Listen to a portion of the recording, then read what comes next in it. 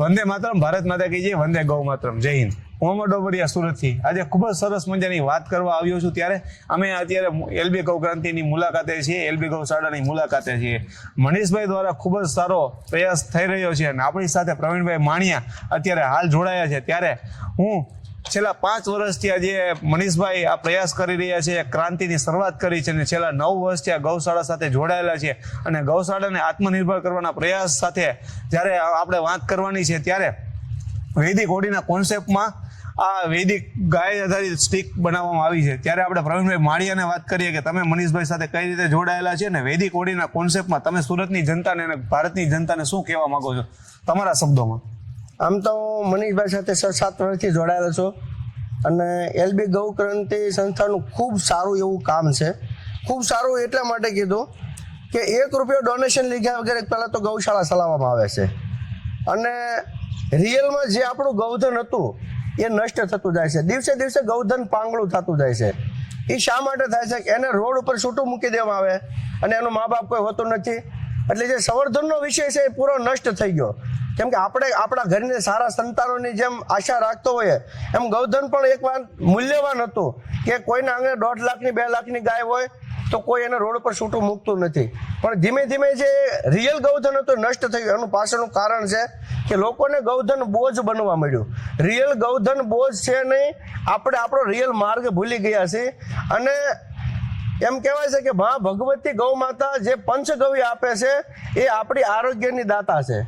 તો એમાંનું જ એક હોળીના પર્વની અંદર ગોબર કાસ્ટ જે બનાવવામાં આવે, જે સ્ટીક બનાવવામાં આવે કે આપણે 25 વર્ષ સુધી જે લાકડાઓ વૃક્ષો ઉછેરીને એના લાકડા કરી નાખીને ખાલી 25 મિનિટની અંદર બાળી દઈએ અને પછી ઓક્સિજન પાછળ ડોટું દેવી પડે, એ બહુ શરમજનક વાત છે। અને જેણે પોતાના સ્વજનો ઓક્સિજન પાછળ ગુમાવ્યા છે કે લાખો રૂપિયા દેવા, હજારો રૂપિયા દેવા છે, જેને ઓક્સિજન નથી મળ્યો અને આંખમાં દળદળ આંસુડા પડી ગયા અને પરિવારનો મોભી જતો રહ્યો, તો કંઈક એ દિવસ આપણે કાયમ 365 દિવસ વેઠવા ન પડે। અને ભગવતી ગૌ માતા જ્યાં સુધી આ ધરતી પર છે ત્યાં સુધી માણસનું અસ્તિત્વ છે એવું માનું છું। કેમ કે જ્યાં સુધી ભગવતી આપણી હરતે ફરતે હતા ત્યાં સુધી માણસનું આયુષ્ય 100 વર્ષનું હતું। 30 વર્ષની અંદર માણસનું 20 વર્ષનું આયુષ્ય ઘટ્યું। કેમ કે ભગવતીનો સાયો આપણી માથેથી જતો રહ્યો અને આજ લોકોને ગૌધન રાખવું છે। મેં મારી નજર સામે કેટલાય એવા ગૌ પાલન કરતા વ્યક્તિઓને જોયું છે કે ગૌશાળાઓ બંધ કરી દે। કેમ કે આપણી અંદર એક બીમારી છે કે પહેલો વ્યક્તિ પ્રાઇવેટ ગૌશાળા ચલાવે છે। ખરેખર એના આંગણામાં ગૌધન છે એ બહુ મોટી વાત છે। પ્રાઇવેટ હોય કે સંસ્થાનું હોય કે ગમે તેનું ગૌધન હોય, ગૌધન છે ભારતની અંદર અને ભારતની અંદર તો ભારતને જ ફાયદો આપે છે।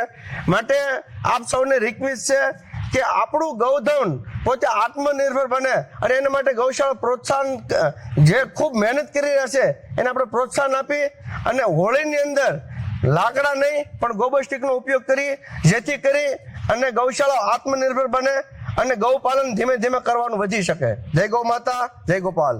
ખૂબ જ સરસ વાત કરી છે પ્રવીણભાઈએ કે જ્યારે આ ગાય આધારિત જ ખેતી છે, ગાય આધારિત પ્રકૃતિ છે અને ગાય આધારિત પાણીનું અસ્તિત્વ છે, ત્યારે કે હું ઘણા સમયથી આમ કહેવાય કે 15 વર્ષથી જે રાજીવ દીક્ષિતની મુહિમ છે તેના રાજીવ દીક્ષિતના વિચારો સાથે સંકળાયેલા છે। ત્યારે ગાય આધારિત ખેતી, ગાય આધારિત પ્રકૃતિ અને ગાય આધારિત પરિવાર જ્યારે હોય છે ત્યારે બીમાર નથી પડતો, ખેતીવાડી બીમાર નથી પડતી અને જે મા ભોમ છે ખેતીવાડી છે એ પણ વાંજણી થતી નથી। પણ આપણે અત્યારે એમ કહેવાય કે આડેધડ બધી એમ કહેવાય કે વસ્તુઓનો કેમિકલ યુક્ત વસ્તુઓનો જ્યારે ઉપયોગ કરીએ છીએ ત્યારે આપણે વધુમાં વધુ ગૌશાળાને પ્રમોટ કરીએ, ગૌશાળાના એમ કહેવાય કે વિકાસ માટે આપણે કાર્યો કરીએ અને ગૌશાળાઓને આત્મનિર્ભર બનાવવાની વાત આવે ત્યારે મનીષભાઈની આ ક્રાંતિને ભૂલી ન શકાય। અને વધુમાં વધુ હું તમને કહું છું કે આ ગૌ સ્ટીકનો ઉપયોગ કરી, ગાયના છાણમાંથી બનેલી સ્ટીકનો ઉપયોગ કરી અને આપણે વૈદિક હોળીનું પ્રજ્વલન કરીએ અને આપણા તહેવારોની અંદર ક્યાંક ને ક્યાંક આપણી સંસ્કૃતિને, આપણા વારસાને બચાવવાની કોશિશ કરીએ।